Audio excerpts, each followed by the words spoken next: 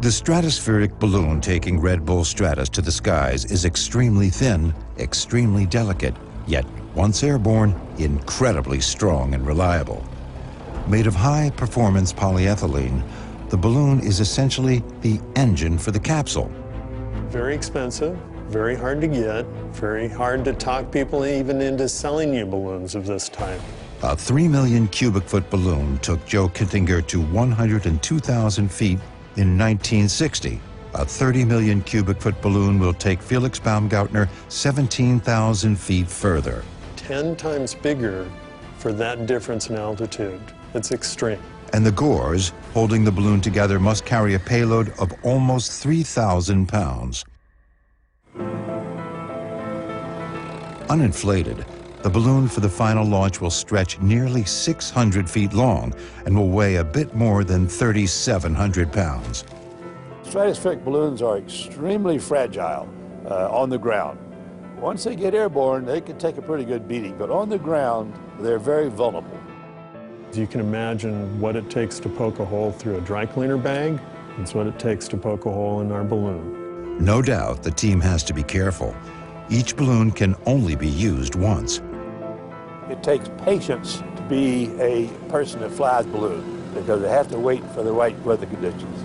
It's not only dangerous, it's also very expensive because if you destroy the balloon and the helium, you've lost a large investment. The launch is probably the most critical phase, and when we have a human on board, that's like super critical. A dynamic launch, timing or awkward positioning of the capsule can cause a pendulum effect that could bring the vessel to the ground, endangering the mission or worse. As you're launching off the balloon, there's a dead man zone.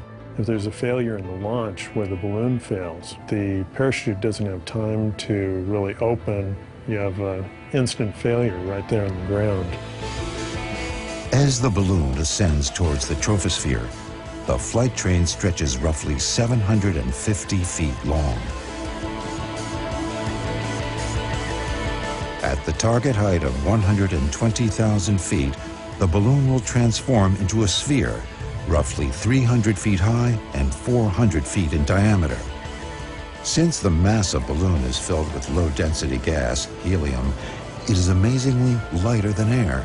And because there is less and less air at higher altitudes, gravity will kick in. The balloon will reach what is known as float altitude and go no further.